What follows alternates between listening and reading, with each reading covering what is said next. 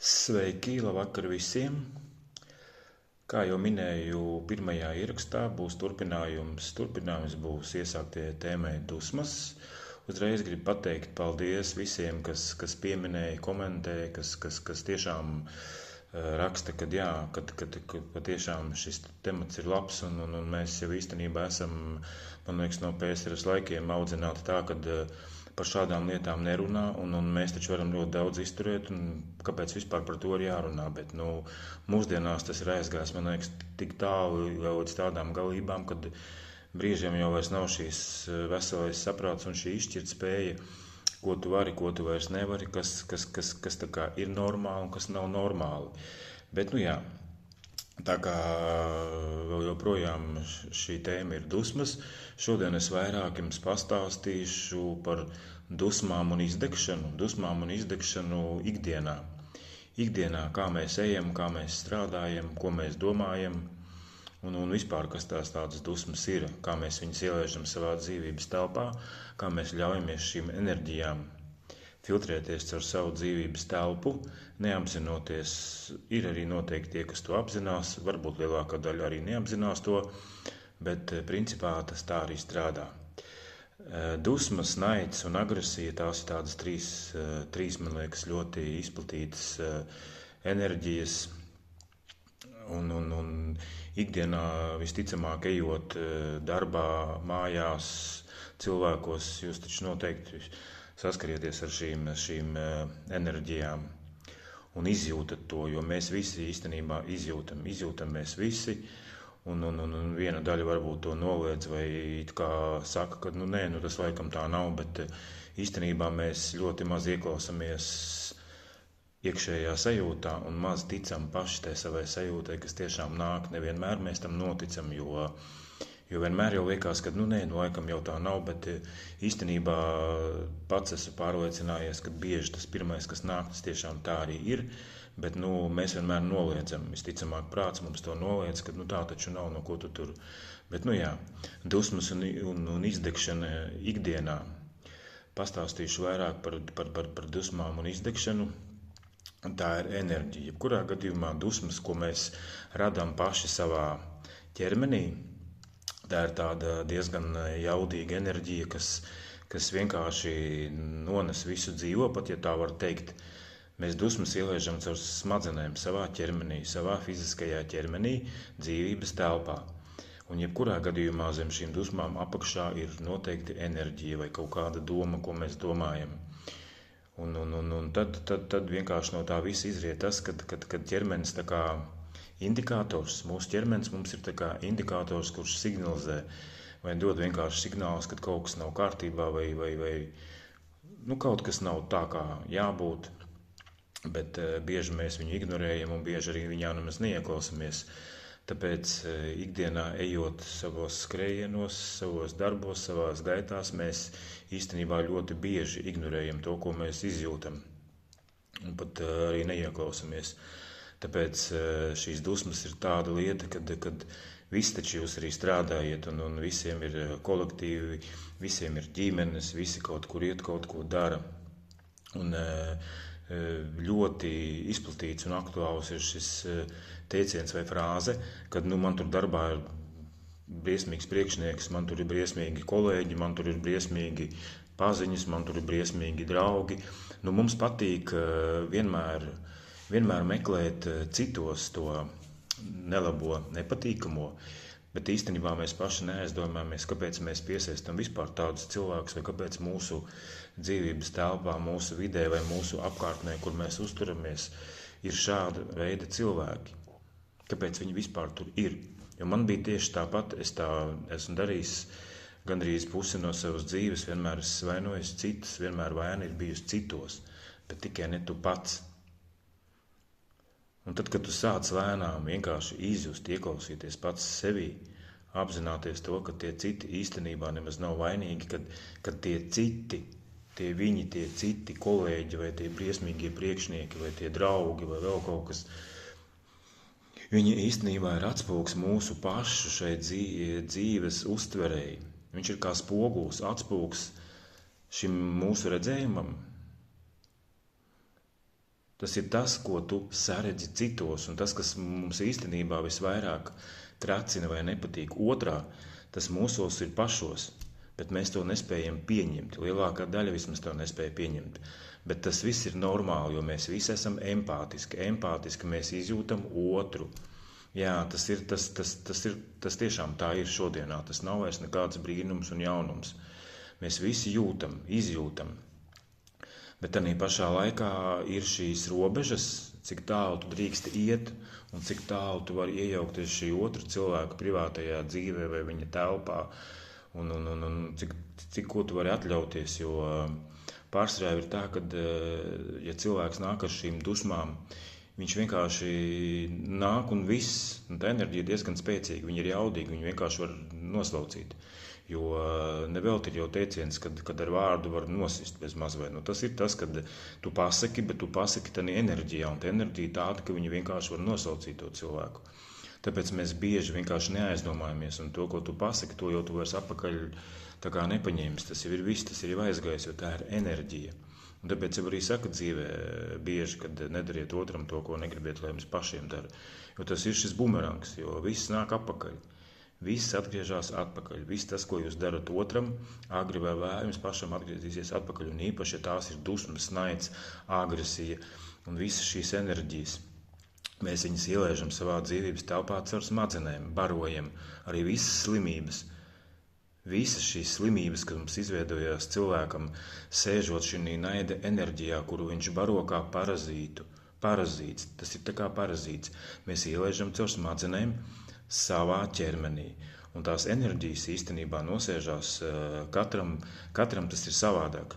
Vienam viņa var būt aknēs vai nierās vai plaušās vai zernās, vai vēl kaut kur, jo viņas kaut kur nosēžās. Tā ir kaut kāda darbība, rīcība, caur kuru mēs izprovocējam šo enerģiju, un ķermenis mums tā kā indikators rāda, ka tev tur kaut kas nav kārtībā, paklausies. Ieklausies sevi, ieklausies, bet vai tad mēs ieklausamies? Mēs bieži šo ignorējam, un tad ir šis, kad paši izdegam. Paši vienkārši izdegam savās dusmās, bet mēs vēl joprojām vainojam citus, tāpēc, ka citi taču ir slikti, bet es taču esmu labs.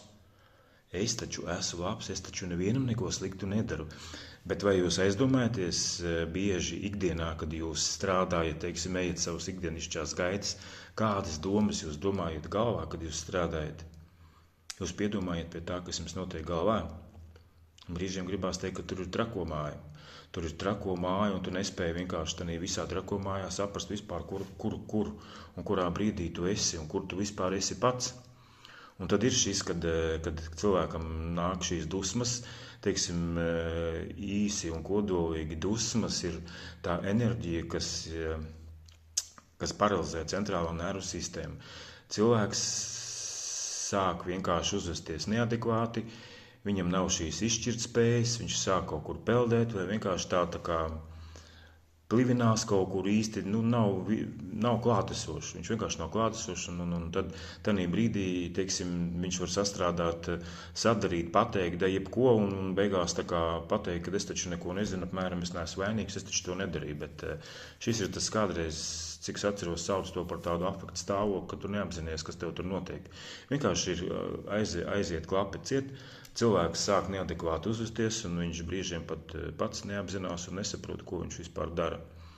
Un tad bieži tiešām ir tā, kad ja tev tāds cilvēks stāv pretīm, tad visticamāk noklusēt, jo ne jau vienmēr ir tā, kad katrs cilvēks ir tieši tas atspoguļs tam, ko mēs paši sevi esam izveidojuši vai radījuši. Varbūt vienkārši situācijas ir dažādas un katram tas izpaužās pa savam, bet pa lielam tā tiešām ir šī izdegšanas enerģija, tā, ko mēs paši sevi esam radījuši, izveidojuši. Mēs šīs dusmas izveidojam paši sevī, caur ilūziju pasauli, dzīvojam kaut kādā savā tādā dusmu burbulī, paši savā pasaulē, komforta zonu izveidojuši sev skaistu, un visi citi ir vainīgi, visa pasaule ir vainīga, bet es neesmu vainīgs ne pie kā. Tad šis ir tas viens no tādiem grūtākajiem veidiem, no kura pēc tam ir diezgan grūti tikt ārā, jo ielaist īstenībā ķermenī šīs dusmas un barot un visu laiku ar to dzīvot un pieņemt un pašiem sevi iestāstīt. Mēs ļoti smalki un skaisti arī mākam melot paši sev un iestāstīt, kad kad tiešām tā ir, tas ir normāli, jā, un tā tam jābūt, bet īstenībā tam tā nav jābūt. Un mēs ļoti smuki mākam sev samelot un iestāstīt, ka tas ir normāli un ka tā tam ir jābūt, bet īstenībā tam tā nav jābūt. Kam tad mēs šeit esam? Kam mēs dzīvojam, lai barotu katru dienu šīs dusmas, lai sēdētu šīs dusmās? Nu, netaču. Bet lielākā daļa to izvēlās un lielākā daļa pat par to nerunā. Un tiešām tā ir izdegšana, tā ir tāda izdegšana, kad katra dzīvā šūniņa, jo jūsu šūnas, jūsu ķermenis, smadzenes, katra šūniņa klausās to, ko jūs runājat. Katra ķermeņa daļiņa ir dzīva, un viņi visu laiku klausās, ko jūs runājat, kā jūs uzvedaties, ko jūs darat. Un ja jums tur ir pilns ar dusmām, tad iedomājieties, kas tur notiek. Tā ir izdegšana pašam sevī, vienkārši ieslēdzās šī pašiznīcināšanās programma.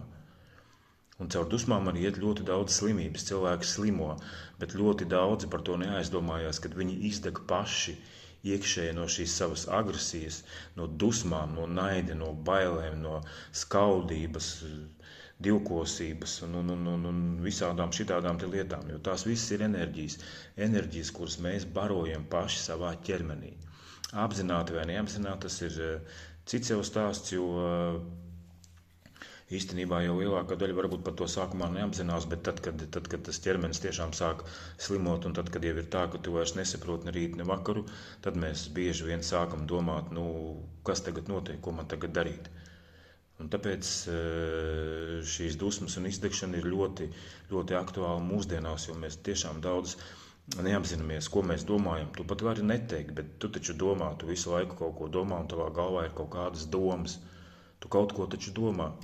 Un tad pievērst vairāk uzmanību tām domām, ko jūs domājat ikdienā, un kas notiek, kad jūs strādājat. Kā šīs enerģijas transformējās, kā viņas jūs paņem, un caur ko viņas jūs visvairāk paņem. Jo visi cilvēki, viss, kas mums nāk un viss, kas notiek mūsu dzīvē, dzīvības telpā, tas ir atspūgs mūsu pašu redzējumam, mūsu pašu dzīvei, mūsu pašu pieredzei. Un tas viss ir jāuztver veselīgi, vienkārši veselīgi. Tā ir šī mācība, jo nekas tāpat nekad nenotiek un nav nekādas tur likumsakarības, karmas vai vēl tur kaut kas. Viss notiek tieši tā, kā tu notiek. Ir labs teiciens arī latviešiem, ko sēs, to pļaus. Un tad, šis ir tas, kad bieži jāizdomājās, jo ko mēs radām šī savā ķermenī, ko tu radi šī savā dzīvības telpā, savās smadzenēs, kādas domas tu domā ikdienā, cik viņas ir labas, tīras, dzidras, patiesas pašam pret sevi. Un tas ir tāds klupšanas akmens, man liekas, šodienā, par ko daudzi noteikti aizdomāsies, un tiešām arī varbūt kādam šis viss noderēs, jo dusmas un šī izdegšana, tas ir ļoti aktuāli, un mēs par to neapzināmies. Mēs paši to neapzināmies, ka mēs visas šīs dusmas sevī paši esam radījuši. Protams, otrs ir, no kurienes mums viņas nāk. Daudziem ir šie dzīves stāsti tādi, kādi viņi ir, teiksim, grūta bērnība, vai tur vecāki tur nemīlējuši un vēl visādas tādas lietas. Protams, tas ir cits stāsts un īstenībā pamats visam, kā mēs tālāk dzīvojam, protams, ir ģimene. Ģimenei ir ļoti liela vērtība un tas ir tiešām liels pamats tam, kā mēs izaugam, kā mēs paši izveidojam savu ģimeni un cik tā ir stabila.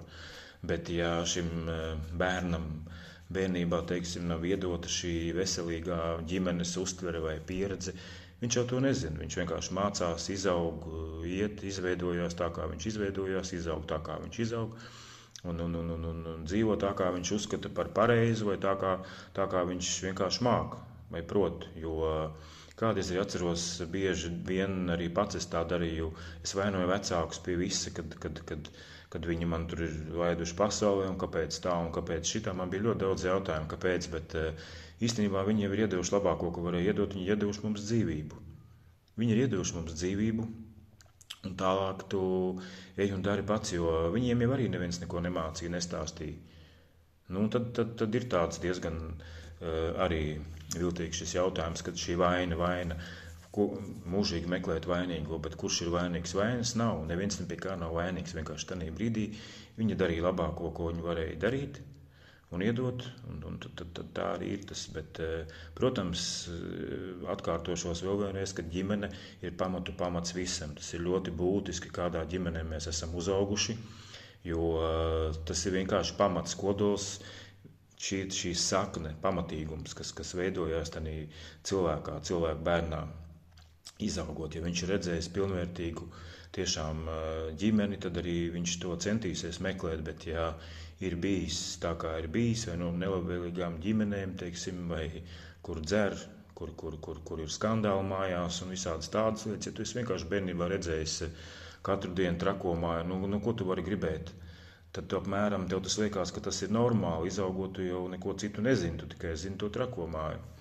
Bet vai tu tā vēlies dzīvot, tas ir cits stāsts, jo mēs to varam mainīt. Mēs paši šodienā to visu varam mainīt. Tā kā šis būtu tāds īs vēl viens ievadiņš par to, par dusmām un par izdegšanu, jā, un šī izdegšana ir diezgan aktuāla.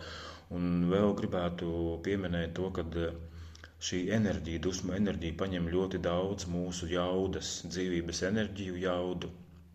Un tad nebrīnaties, ka jūs neesat it kā neko izdarījuši, bet arī pašā laikā jums nav jaudas, jums nav enerģijas vairs neko darīt. Šī enerģija paņem ļoti daudz jaudas. Tā kā visiem paldies par uzklausīšanu, ieklausīšanos, un tad jau atkal uz sadzirdēšanos un līdz nākošajai reizei. Paldies, veiksmīgi, jauku vakaru visiem!